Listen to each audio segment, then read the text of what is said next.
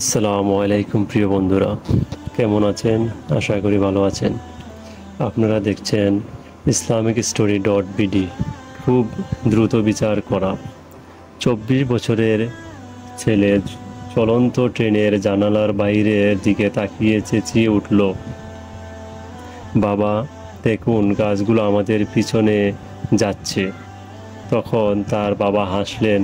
কাছাকাছি বসে থাকা এক দম্পতি 24 বছরের এক ছেলের আচরণ বাচ্চার মতো মনে হচ্ছিল এবং হঠাৎ একটু পরে ছেলেটি আবারও চেঁচিয়ে উঠল, বাবা দেখো, মেঘ আমাদের সাথে চলছে।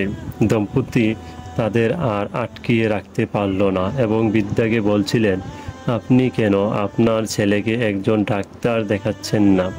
বিদ্যা হেসে বললেন, আমি তাকে দেখিয়েছি এবং আমরা সবেমাত্র হাসপাতাল থেকে আসছি। আমার ছেলে জন্ম থেকেই অন্ধ ছিল এবং আজ সে কেবল তার নিজের চোখে দেখতে পেয়েছে। প্রিয় বন্ধুরা, আশা করি গল্পটি আপনাদের কাছে অনেক ভালো লেগেছে। যদি গল্পটি ভালো লেগে থাকে তাহলে লাইক, কমেন্ট, শেয়ার করতে ভুলবেন না।